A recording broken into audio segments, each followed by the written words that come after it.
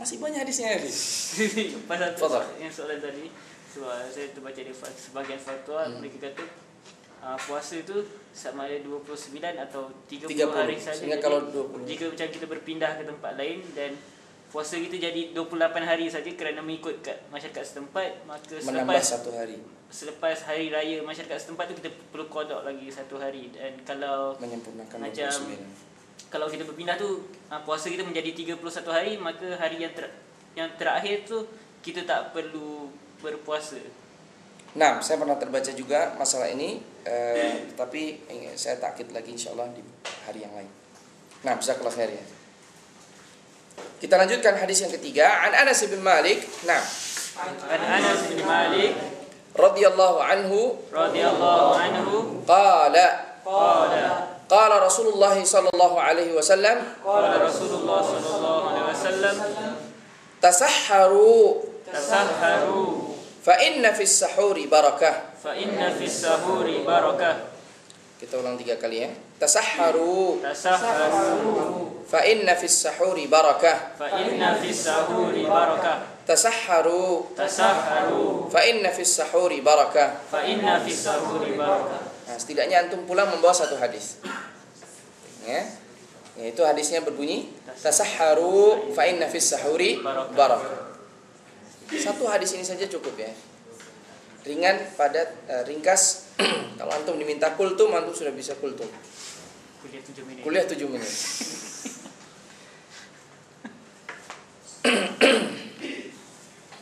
Nah, di sini ya akhi, Nabi SAW bersabda, tasahharu fa inna fis sahuri barakah. Nah, di sini kalimat sahur, tasahharu, bersahurlah kalian, karena di dalam sahur itu ada barakah. Sahur di sini kalau menggunakan fath sahur, ya, fath sin, yang dimaksud adalah makanan sahur. Tetapi kalau suhur dengan dhammah pada sin, maka ini adalah perbuatan sahurnya.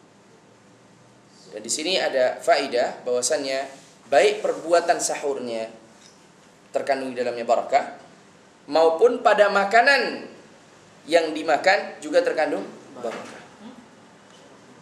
Jadi perbuatan sahurnya barakah dan makanan yang dimakan juga mengandung barakah.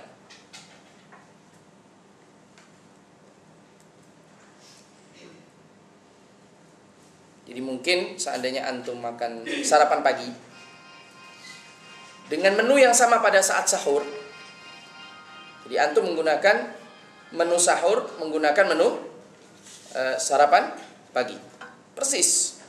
Katakanlah sepotong roti, nah, tidak bisa ya.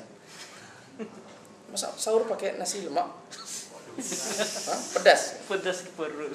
Sakit perut ya? Pakai apa antum biasa sahur?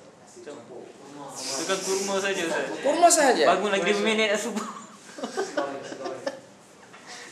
Tak sempat nak masak. Nah, sebaliknya itu ya. Jadi kalau kita yang terbiasa makan kurma, itu sengaja kalau pagi sarapan dengan kurma, supaya jam 10 kelaparan, kemudian makan nasi atau roti. Dan itu kebiasaan orang Arab begitu. Jadi kalau makan kurma itu menyebabkan lapar. Nah, ajib ya, karena antum makan kurma setahun sekali. Kalau kita di Madinah, ya, every day. Jadi orang yang makan kurma di pagi hari sebelum pergi ke kuliah, di kampus, pergi kelas, ini nanti jam 10 break makan ya, sarapan, makan pagi. Nah, kembali kita bahas. Jadi katakanlah seseorang bersahur, kalau makan pagi apa antum ya? Iftar, makan pagi, sarapan. Student tak makan pagi? Nah, tak boleh ya. Nasi goreng ya? Taib, katakanlah antum sahur dengan nasi goreng. Ya, katakanlah. Ya, kita standarnya standar yang sudah beristri, tidak apa-apa ya. Sarapan dengan nasi goreng katakanlah ya. Antum beli dari malam. Beli di mana ini? Malam hari. malam hari berbuka puasa sambil beli makanan, simpan, bungkus buat besok pagi. Sini buka jam 4. Nah, Kafe buka jam 4 terus. apalagi sudah buka jam 4 ya. Antum simpan ya, kemudian sahur dengan apa? Dengan nasi goreng seperti untuk sarapan pagi. Biasanya siang antum kalau sarapan pagi katakanlah jam 7 atau jam 8, kemudian siang jam 1 ini sudah terasa lapar. Tetapi subhanallah, kalau antum makan sahur sebelum adzan subuh, kemudian makan sahur sampai siang belum lapar ya. Bahkan sampai sore pun masih belum terasa lapar, apalagi ada kegiatan-kegiatan yang menyibukkan. Dan ini karena barakah yang ada pada makanan. Ya. Dan biasanya siang sudah bisa dikatakan lemas, tetapi karena barakah pada sahur, ingat tadi kalimat sahur dengan fathah sin, maknanya adalah makanan berbuat makanannya, ya, di dalam makanannya ada barakah. Sedangkan suhur dengan dhammah pada sin, di sini maknanya adalah perbuatannya. Jadi baik kedua-duanya terkandung dalamnya barakah.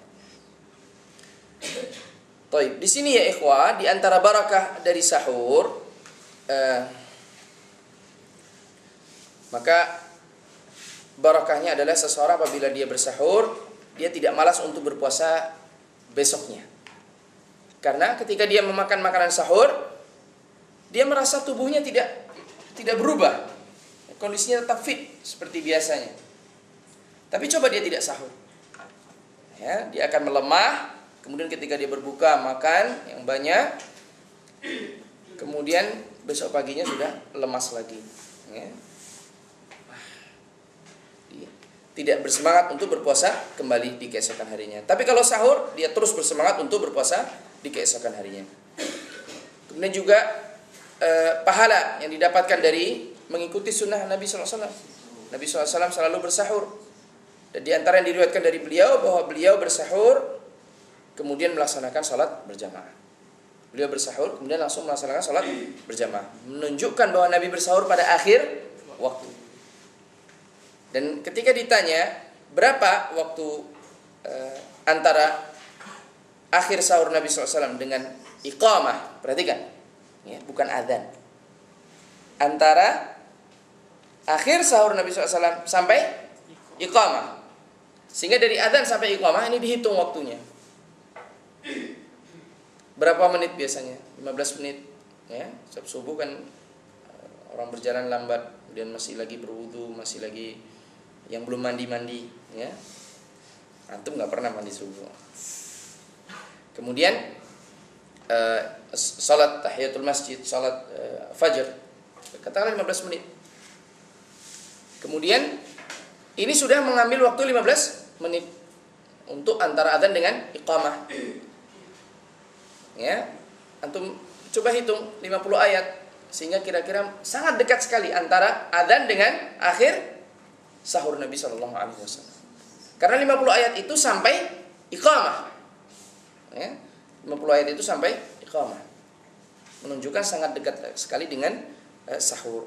Dan ditambah lagi dengan firman Allah Taala yang mengatakan wa kulu washrabu hatta yatabayyana lakumul khaytul abyadu minal khaytil aswadi minal fajr.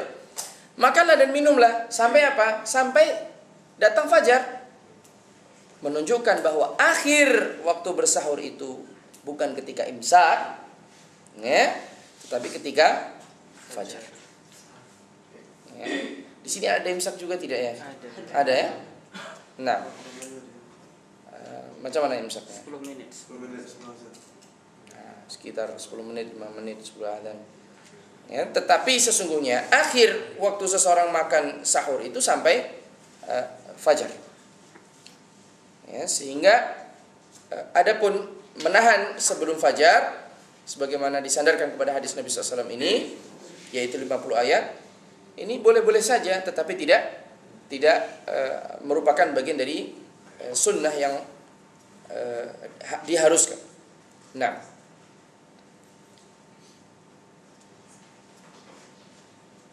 di antara barakah dari sahur juga adalah qiyamul lail. Ya.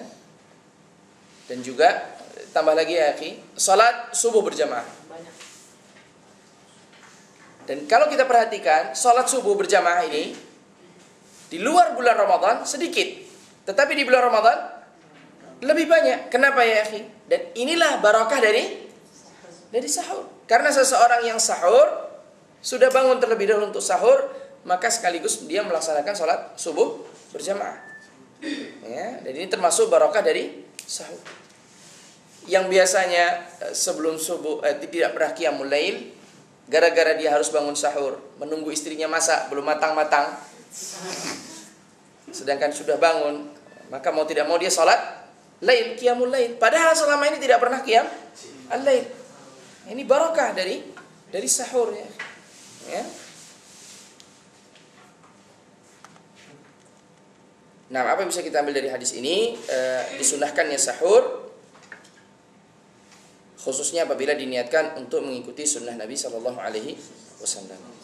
Dan barakah dari sahur ini fid dunya wal akhirah, di dunia maupun di akhirat. Dan ini berlaku bagi perbuatannya, barakah pada perbuatannya maupun pada makanannya. Kalau kita perhatikan, Nabi mengatakan tasahharu, perintah. Berarti perintah ini wajib. Apakah demikian? Jawabannya di sini tidaklah wajib, karena ada yang memalingkan dari kewajiban berdasarkan hadis yang lain dari Nabi Shallallahu Alaihi Wasallam bahwa sahur itu tidak wajib, ya, tetapi sunnah.